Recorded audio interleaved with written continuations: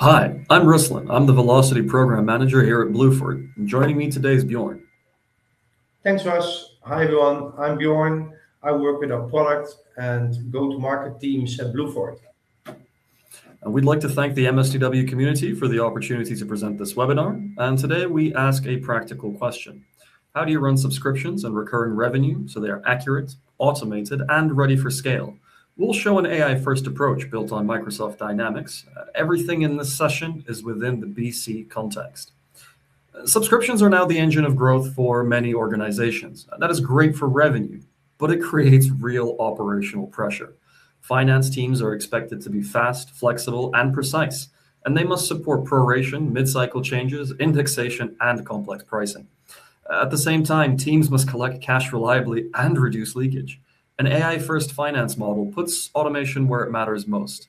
And today we're going to show a practical stack that does that inside BC. I'm going to just jump over here for the agenda for the webinar and some key takeaways that we hope you take away. In this session, we're going to share why finance must be AI first for recurring revenue, how our product stack fits alongside the practical architecture that makes end-to-end automation possible. Bjorn will then dive into a very deep demo of our SMB product suite and how it works. And then I'm going to touch upon our Velocity Partner Program. So briefly, we're Blueford. We're a Microsoft Solutions partner and an ISV. We primarily focus within the recurring revenue space, and we build software and delivery that gets organizations to production quickly.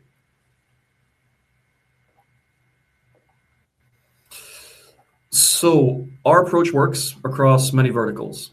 SaaS businesses, retail and physical subscriptions, for example, meal plans, telco, internet service provider, and utilities. Membership, access models, sports clubs, even service-centric and managed services. Think consulting retainers and similar kind of niches. All of these share recurring revenue and the same operational challenges. I'm going to hand off here to Bjorn to dive into the business models that we can accommodate as well. Great. Thank you, Russ.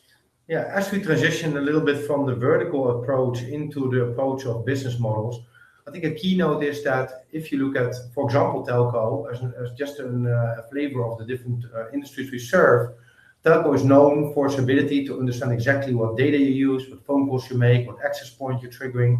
And that means that all that information drives billing over a period of time. So that's really a model that talks about the ability to pick up what you've used and then pick up what your entitlements are for your subscription and potentially think about, okay, what overage do I need to use? And that's just one specific example of the flexible business models that we serve as Blueford with our Lisa Business Solution Stack. Next to that, subscription domains are complex. There's various kind of business models out there. It's not just, putting in a fee per month, billing that and be done with it. That's just a really basic version of the reality that we face with our customers and our partners. So just picking out a few here, like if you are a SaaS company, you want to build licenses and you want to extend those licenses with upselling and with add-ons and with new capabilities, or potentially upgrade to a new version of that software. If you are a company that's more predominantly running services and you tie it up into master services agreements that follow the nature of a subscription plan, then you can have plans that are, for example, silver, gold, and platinum, and you want to actually give entitlements and potentially also hour buckets that tie into those different plans. And then you would be much more focusing to a tiered plan or a plan that actually is all about the managed services that you provide. Another one is about, let's say, a gym, where you have a membership to the gym, where you can walk in and utilize the gym itself, but potentially you can upswing that with, doing a spinning class or doing other elements in the gym that you want to participate in. So all up, flexible business models means that we don't only look at B2B or B2C, but we look at it all up. And we don't only look at one industry or one basic subscription model, but various different types of models that our solution needs to support. Definitely driven by the virtue that our industry focus drives us into that direction.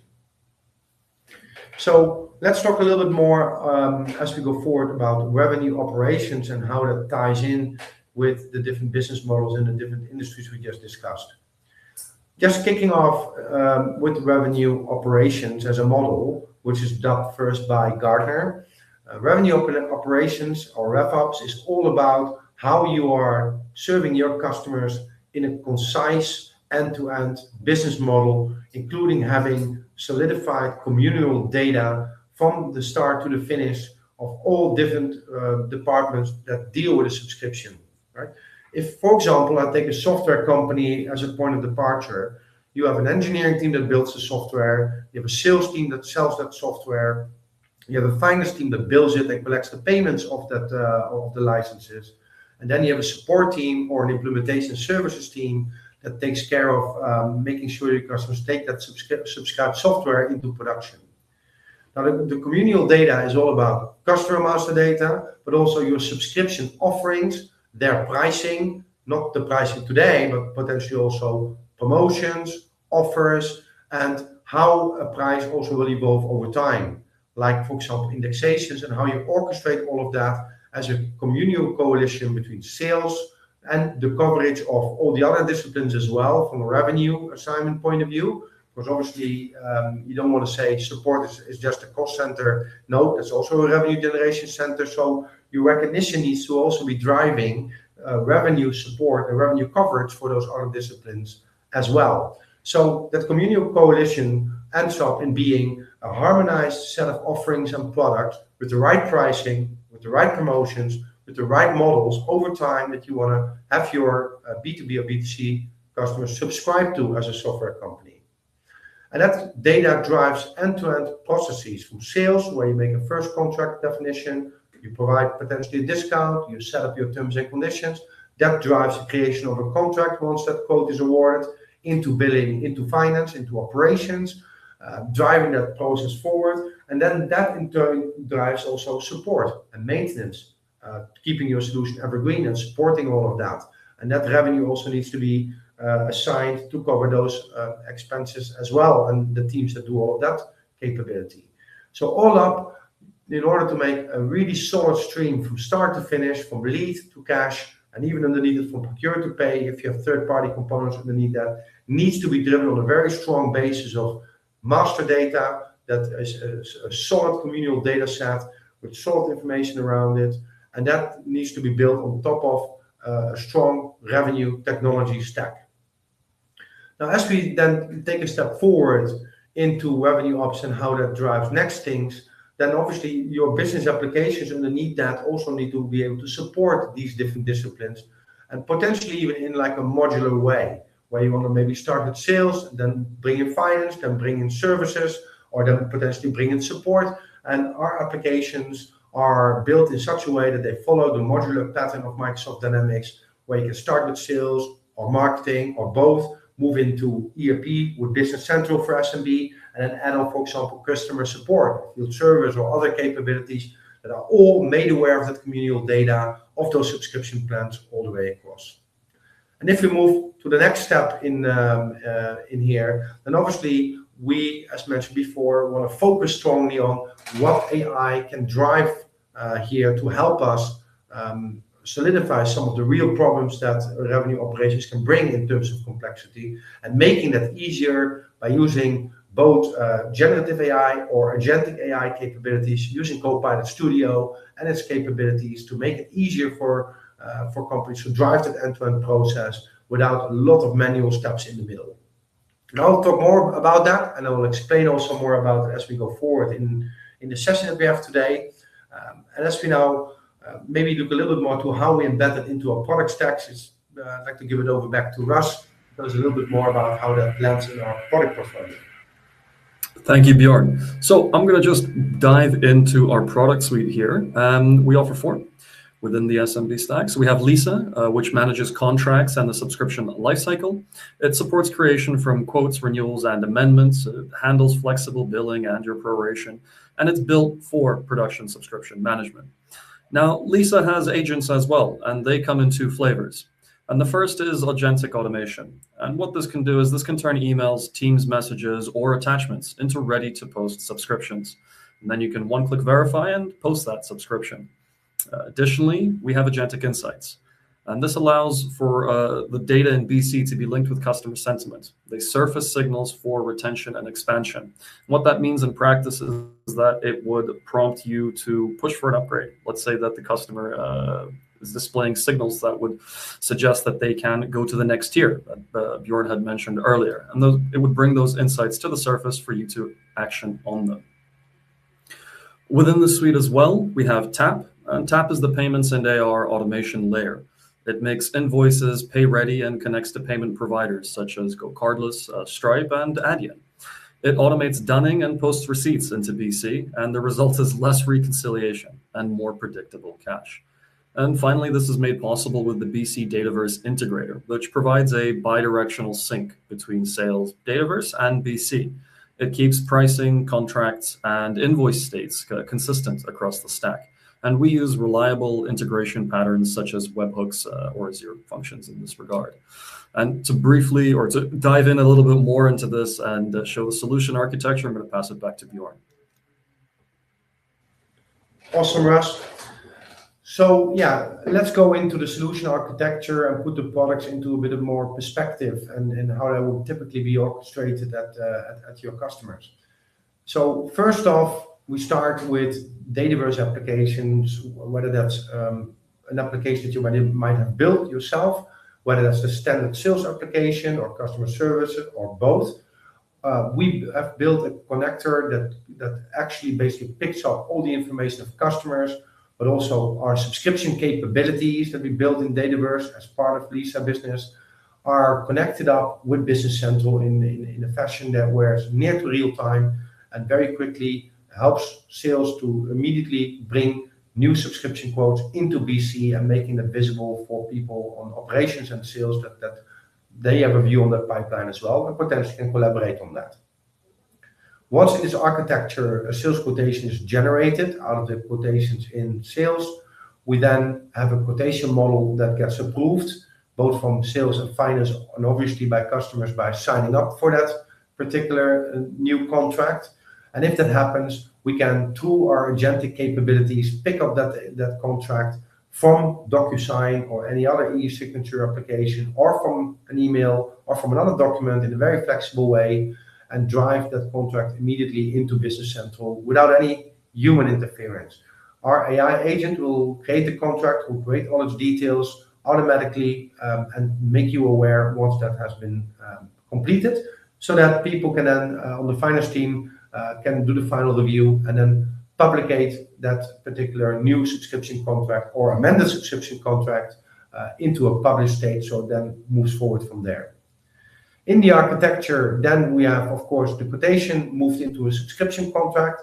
On the line level of a subscription contract in our data model, we then have line items underneath that. And on the subscription header level, you will find the duration of the contract. Are we talking about 1 year, 2 year, 3 year, or more? From a contract duration point of view, we'll find the setup of your billing cycles. Are you billing monthly, quarterly, yearly, upfront, or in arrears? That's all set up over there. And then on the product line level, we obviously bring in the items of Business Central to the line level, coming through from BC or created by our AI agent. And that contract on the line level will hold the product, the start date of using the product when it's deployed or set up or activated. And then we can obviously publicate the contract and then start the subscription batch service. The batch service itself looks at all published subscription contracts that you have in Business Central in that company. And then at the right time, we'll say, hey, I now need to invoice this particular monthly cycle of this contract. And obviously it goes to all of those in your system, and then we'll create the sales order and its lines, adhere to the right taxonomy of your Business Central deployment. So VAT or sales tax are facilitated in the way how it should be facilitated. And an invoice is automatically produced and sent to your customer at the right point in time. If over time, when you move into the second year, for example, you can also lift up your prices with CPI indexing, ensuring that obviously in terms and conditions you add a percentage of that you add to the contract itself. So it moves from what it was for the new cycle into the new year. It uplifts that percentage. And again, then the subscription batch service will bill once again the contract when the billing cycle occurs. Now, when the 1 year or 3 year duration of that contract is due to be renewed, we will trigger the renewal process, which can be formalized by an opt-in of your customer. It says, yes, I want to continue into a renewed contract, or you can auto-renew as well, depending on where you are and how you want to configure that renewal process, which is again governed by the batch service.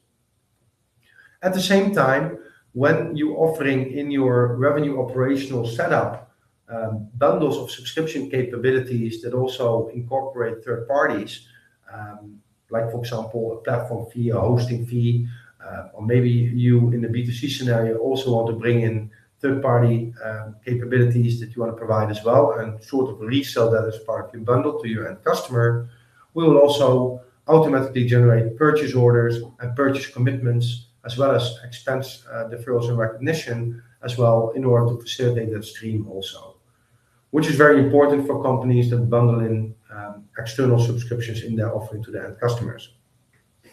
If I then make a small step to the box here about revenue deferrals and recognition, we have the ability to very detailedly define the rules about how to deal with that, how to post that, and to what account, and how you want to break that revenue down. And we can split that into different deferrals. And with our multi-element allocation, we can, from one single invoice, break that revenue down into very finite postings according to how your finance team and your CFO wants to see the revenue broken down. And all of this, of course, is in alignment with IFRS 15 or ASC 606 for our North American partners and customers. So you can basically process and defer revenue and recognize revenue with confidence. At the last part here, within Lisa tab, with recurring billing, very often comes recurring payments. And as Ross mentioned, with our partners that we team up very detailedly, like Copilot, Stripe, and Adyen, we are able to create a payment integrated flow by connecting to their payment service provider gateways out of the box completely, and basically orchestrate a seamless, fully automated cycle of payment fetching of customers and bring them back into BC to post the journals, settle the invoices, and process the payments completely automatically without any manual interference, which can be a massive time saver if you would do that manually today. One last point I wanted to highlight here is that we also natively, due to the platform itself with Dynamics 365 and Power Platform, but we also want to integrate our subscription capabilities here in the solution architecture with Power Automate, Power Portals, Power Apps, and Power BI, of course, to give a very rich workflow-driven notification capability, but also building reports around ARR, customer lifetime value, and many more of those particular subscription-based reports in Power BI to really excite our customers and give them the right detail to build and control and grow their business with. So that is a little bit more about the overall architecture of our product stack at Blueford for our ideal customer profiles. So if we now move on a little bit into the overview of Business Central, what kind of business-driven shortfalls we solve. There's a lot here, and again, I don't want to touch onto every single box you see on the screen over here, but I think a key takeaway for you in this session today to consider is that Business Central as an application, albeit now we have SAP on top of that, is still not an application that would be widely embraced by companies in the subscription domain. So you might wonder, why not? And that is because a key component of an architecture for a subscription-based business application is to have a flexible contract data model and entity model that allows you to create a contract and change it and amend it along the way as you are dealing with your customer lifecycle. Think about it in very simple terms as a SaaS company, which we're all familiar with. You're selling 5 users, you're doing the implementation, and 6 months down the line, you go live, your customer puts on the switch and says, hey, now the rest of my team also needs to be on board, so please sell me another 10 users. Or, hey, I also want to add Power BI to the mix. So you need to be able to go back to that subscription, add in those new products, upsell maybe more to it, even add services to it potentially, and then publish that content again and let the subscription batch service figure it out and build out all that new capability for you, split the revenue out, and do all the things we just highlighted in the architecture on that amendment you just made. That is not what you can do with out-of-the-box capabilities, and that is where we come in to cover that shortfall as a very fundamental component in terms of data model and business logic. And on top of that, of course, leading is that we also more and more will build out our AI agents to also take away heavy lifting in terms of data entry and data management as well, as Ras and already highlighted in the product overview. Second, I want to touch a little bit in terms of coverage of shortfalls here about dealing with revenue management and expense management all up. So one key part in terms of shortfall is that, as mentioned before, it is very common that subscriptions also need to be purchased and bundled into your offering to your end customers. So dealing with the outflow of a procurement process and buying and purchasing and expensing and expense deferring and recognizing all those costs is also a very critical requirement for a large amount of customers in our ICP domain. And that is what we solve also for in terms of being able to purchase a subscription as well and adding that into the mix. So, and besides that, obviously, when we look at the finance team, key components must be about strong revenue recognition and deferrals and accruals and dealing with that, but also fine-tuning that very strongly with multi-element allocations. And lastly, as mentioned before, with the recurring billing comes recurring payment. That's where our TAP integration and our strong relationship with our partners come in terms of technical architecture with Stripe, Adyen, and GoCardless, where we have the ability to really tie it up together with an automated payment platform on the AR side as well. And then the final part is about automation on a contract. So we talked a little bit about the batch subscription process. What that does is it looks at all contracts at any given point in time, and it will figure out for you like, okay, which actions do I need to take right now? Do I need to bill? Do I need to make a purchase order to make sure that we have the purchase order lined up to fulfill our obligation to our customer? Do I need to bring in consumption data to build a pay-per-use model or not? Do I need to look at an entitlement? Do I need to potentially cancel a future dated item that the customer doesn't want anymore, or that we're upgrading from a silver to a gold plan, for example, are all operated in our billing ops model and into our Lisa business environment. And that will solve a lot of shortfalls that your customers in the subscription domain will simply expect. And if we don't highlight these capabilities, our competition will run all over us. Like NetSuite, this is common ground for NetSuite. And with our solution, we are right there on top of it. And with our powerful stack on Dynamics 365 with Business Central, we are right there to actually exceed our capabilities against, for example, Oracle NetSuite. So that's a little bit on how we cover shortfalls in the current capabilities for SMB in Business Central. Back over to you in terms of what value proposition that brings to us. Thank you, Bjorn. That's quite a lot of detail here. When it comes to the value prop, though, I'm going to focus on 4 key points. It's very simple. You can grow your revenue, you can reduce your operating costs, you can improve the customer experience, and you can mitigate your risk. Yeah, so through predictable cash and clearer revenue recognition. So we give you these 4 levers that you're able to pull and ensure that you can move forward on it. Now, let's see this in action. I'm going to hand off to Bjorn and for a full demo of the products that we had mentioned earlier and taking that story from end to end. All right.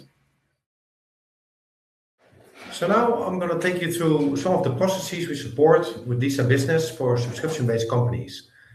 As a user, I'm now in the main overview in Business Central for management of all my subscriptions. And I'm going to start basically by having a look in my subscription item catalog, where I can manage all my subscription items within Lisa Business. So I'm going to start off looking at my main subscription item here, which is basically a subscription item that represents a software product. And over here, I've defined different elements like the deferral template that I need, as well as flagging up that this is a subscription item within a particular program type and of a particular subscription typology. In this case, it's from billing by user per month. This setup, this is not a one-time fee, like a setup fee that I can apply, and I can also set up indexes here as well, which we'll talk about a little bit further down the line. So once my subscription is in place, I can go back and define also a few other services I would like to add on to my subscription, which is in this case a managed service subscription plan covering implementation and support, which I sell for a price of 2,000 euros per month. And under the item setup here, I can link this particular product as an add-on to other products which I've done over here. I've also done the same thing for cloud hosting in this case, because my application is cloud hosted in this scenario. Now I can continue by creating a subscription sales order. I'm going to create a new subscription sales order. I'm going to select my customer account.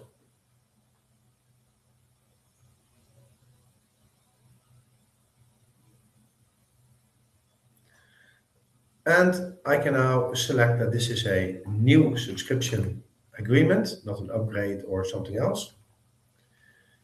My billing time unit is months. My contract start date is going to be on the 1st of January, to keep things simple, in 2006.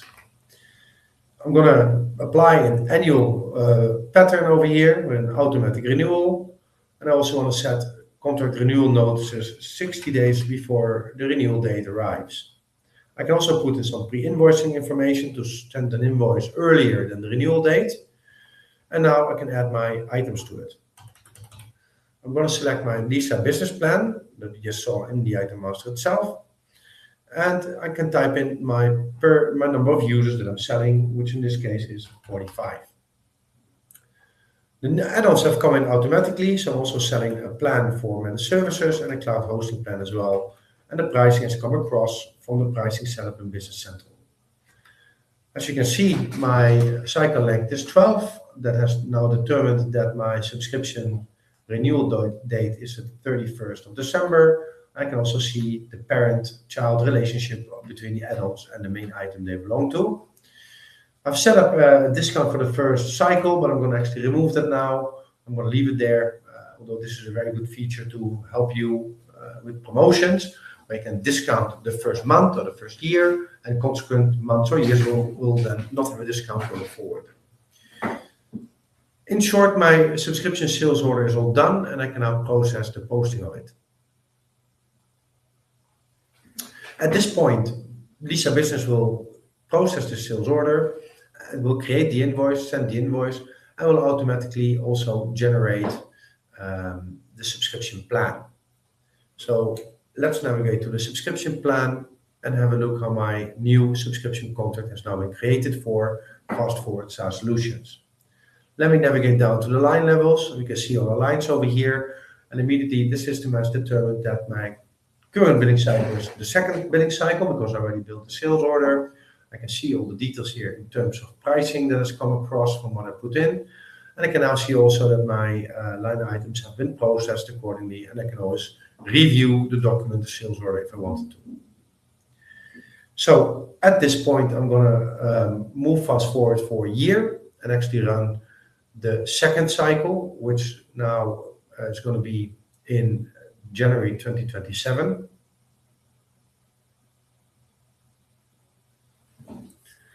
And now, based on the batch process that I'm running over all subscription, I can see my new line items for the second term. I can select these items here and affirm them and approve them, basically. And I can post these actions as well going forward, processing them into a sales order. Before I do that, actually, I wanted to take a quick look at my sales order that the system has generated. I can see it comes from the subscription plan. It will use the taxonomy for VAT as set up for that legal entity. I can see over here my details generated again as per setup. I can also see over here automatically the details of my deferral schedule. I can see a neatly laid out setup of how my deferrals will be taken care of in terms of revenue recognition and compliance to IFRS 15. If I would like my sales order to be set up with multi-element allocations or performance obligation setups, I can show you a quick example of that in this particular sales order over here. And in this sales order, we can see the same setup, and our performance obligations are about providing cloud hosting and managed services next to the Lisa license. And because of my multi-allocation setup, the system has now broken that down into a spread where effectively the standalone selling price of each item is now used in order to spread the revenue according to the rules that is calculated. And here we can see, based on me selling a license, an automatic assignment of revenue towards the different obligations. So my revenue is split out and managed appropriately using performance obligations or multi-element allocation concepts. So let's go back to the order that we just departed from. This order is now in place, and I can actually push forward and post this second cycle of this subscription contract. So now we're billing, in effect, the second year. The second year is now also processed and posted, as you can see here. My invoice has been generated, and as you can see here, we've also automatically driven an automatic price increase for the third cycle. I've done that by setting up basically subscription indexation rules that are part of the Lisa business setup.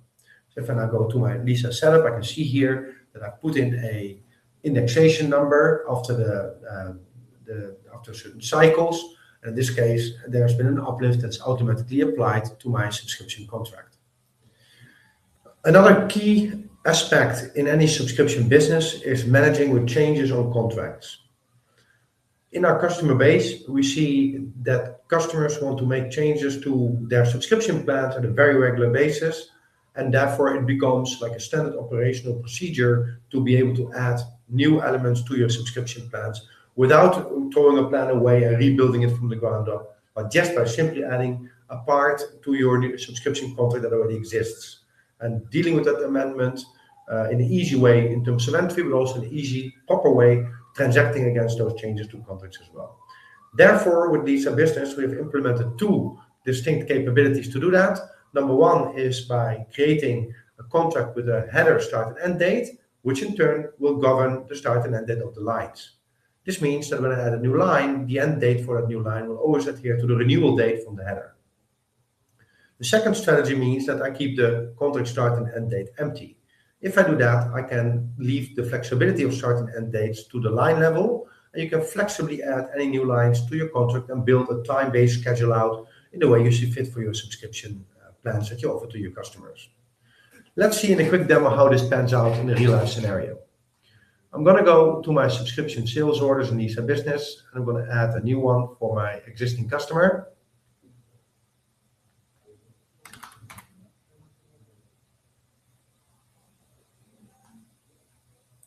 And now I'm going to select the plan that I want to make an amendment to. And I'm going to make the amendment right here by selecting an extension to the program by adding a Power BI plan that we have over here. I want one plan, and I'd like that start date to be a little bit later than the plan. So I'm going to say it's going to be added on April 30th. And all the details are added in here automatically. I can simply process the invoicing part of it and move on with that. You can see that now our plan has been invoiced for the year. It's right over here.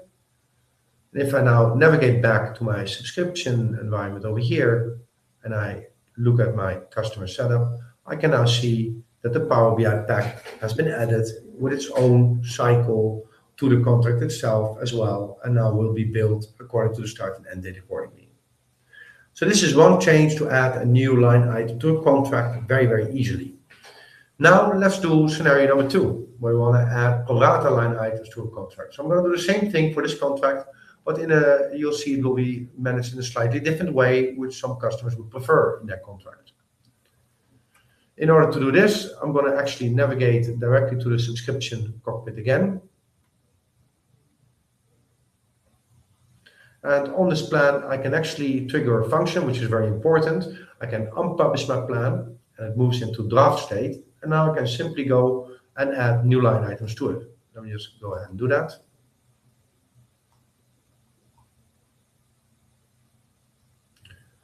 Here I can say this is an upgrade.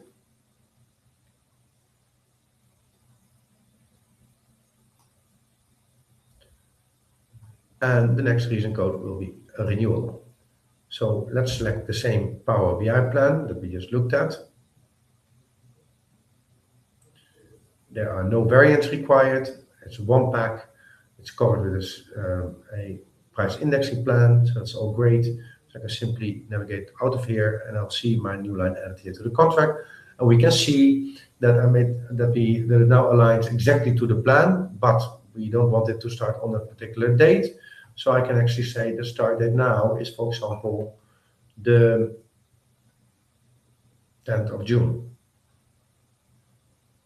And now we can see the system automatically pro rata calculated what the licenses fees are to be charged until the aligned end date that we want the plan to look at in this case.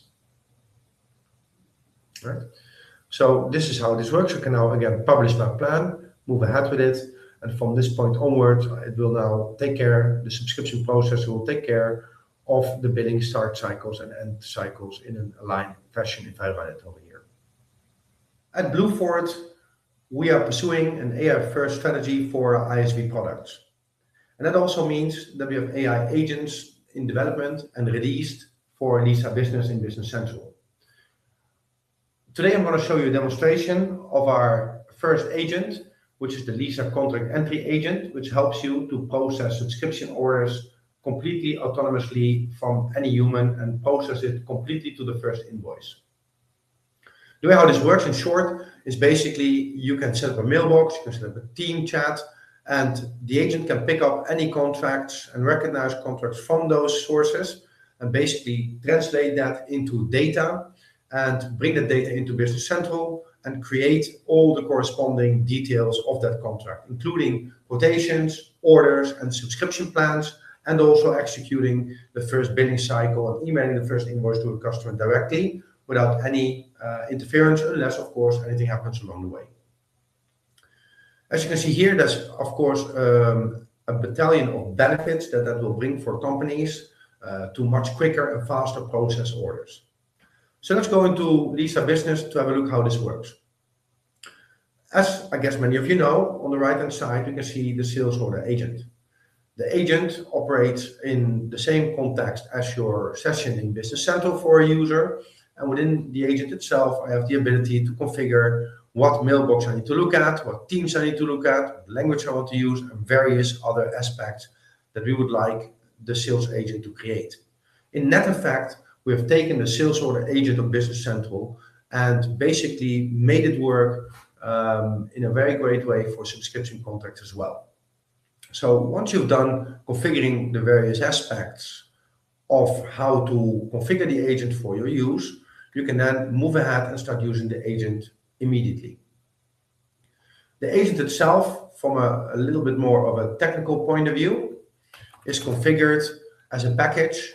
And in that package, we can see the various additional elements that we provide as Blueford in our foundation to integrate with Dynamics 365 Sales and Dataverse, but also access and controls over all the Lisa Business artifacts in Business Central. Now, from that point of view, let's get cracking into a real scenario here.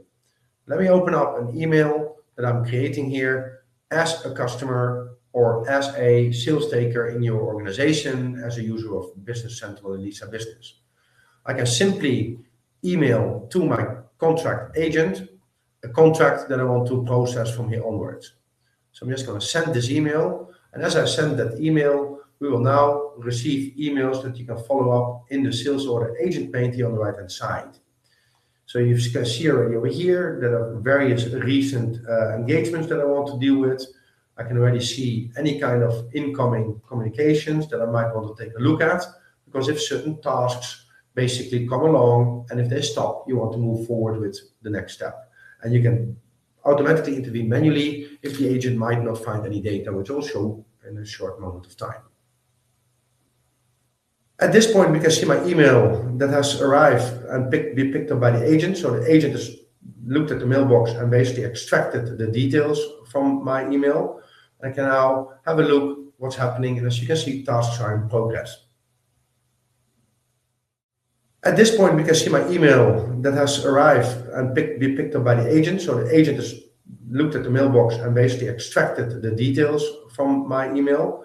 I can now have a look what's happening, and as you can see, tasks are in progress.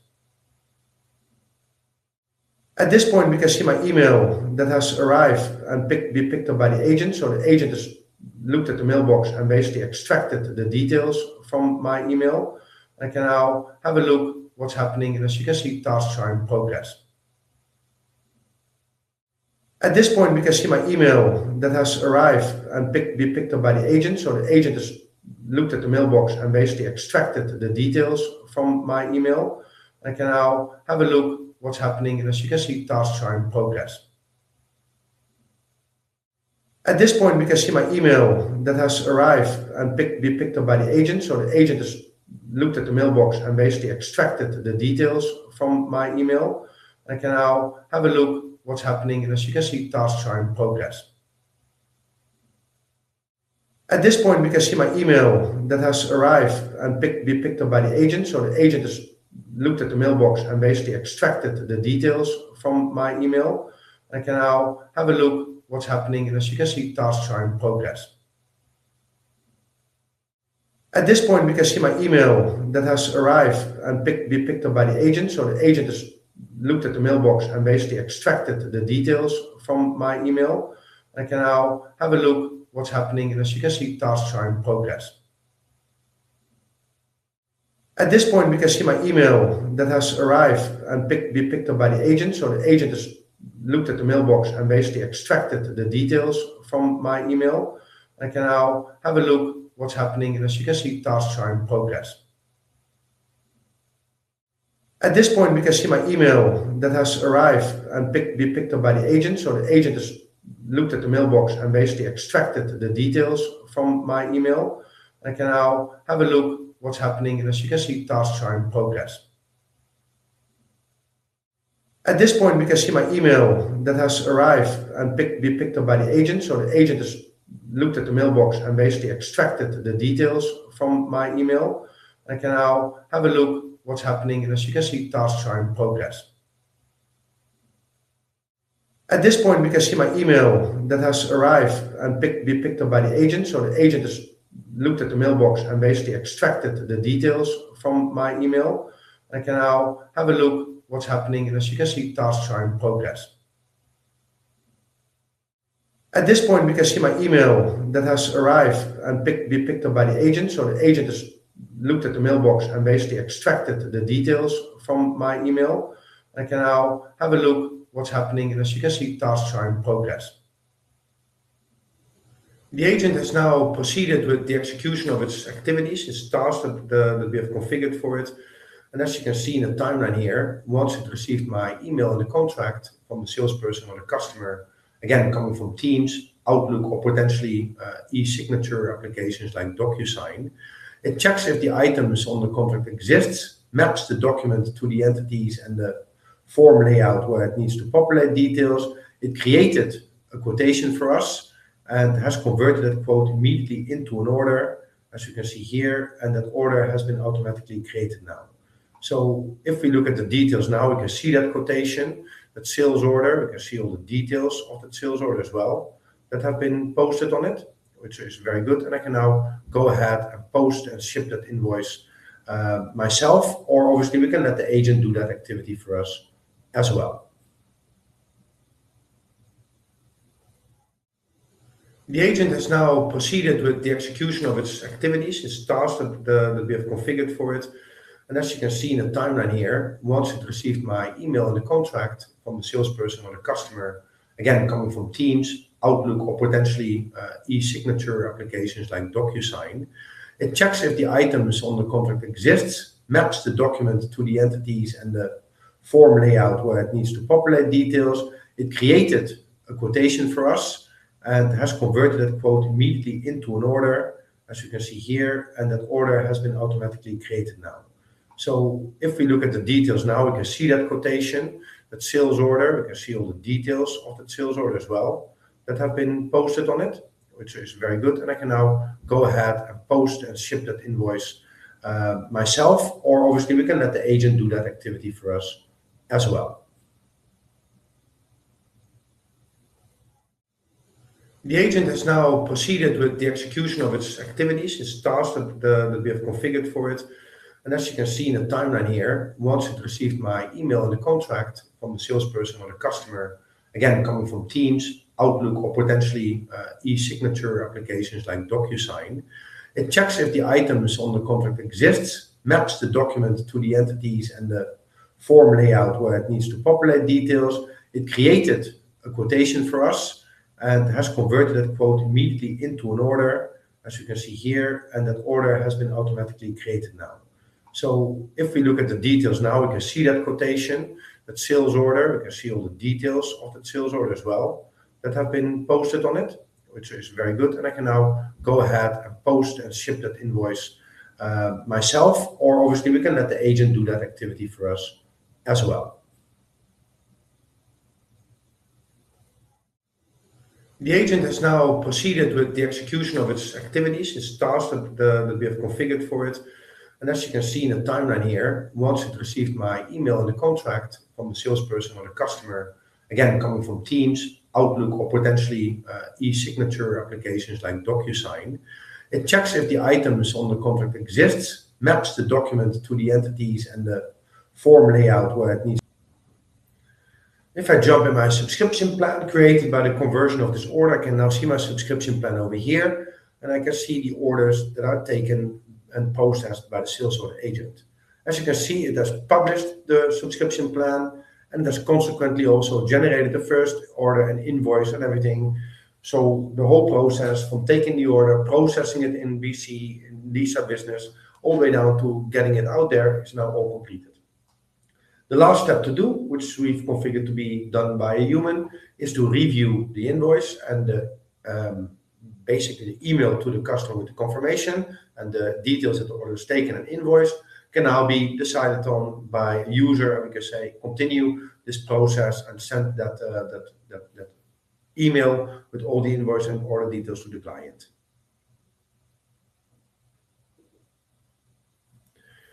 As you can see here, that has been completed now totally. Everything is done. And if I would go into my inbox, I can also see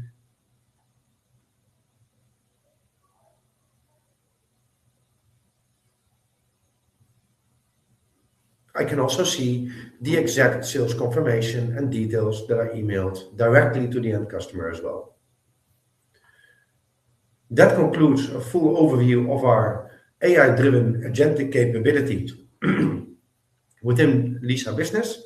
And there's many more to come. We are working on various other agents that will come out shortly in our roadmap development. Thank you, Bjorn, for that very detailed demo. Before we close out, I'd like to make a quick note about our partner program. It's called the Velocity Partner Program, and just a few key points here from me. You can earn up to a 45% margin depending on your performance. We have a partner-first mentality, meaning that we support you throughout the sales and implementation of our products. It's also a hands-on program management, meaning that we participate with you for any demand generation, campaign in a box scenarios, and market development fund initiatives. We have a portal for it. There's self-service training, and the idea is for you to maximize your project margins across both new and your existing customer base. With that being said, we'd like to thank everybody for their time. Before I completely close this off, Bjorn, anything you'd like to add? No, I hope you enjoyed watching this session as much as we did preparing it and setting it up for all of you guys, and we hope to be in touch with everybody soon. Well, again, thank you for the MSTW community, and thank you for the opportunity. We'll be sharing more information on the platform throughout the year. Don't hesitate to get in touch. Our details are below, and you can always connect with us on LinkedIn.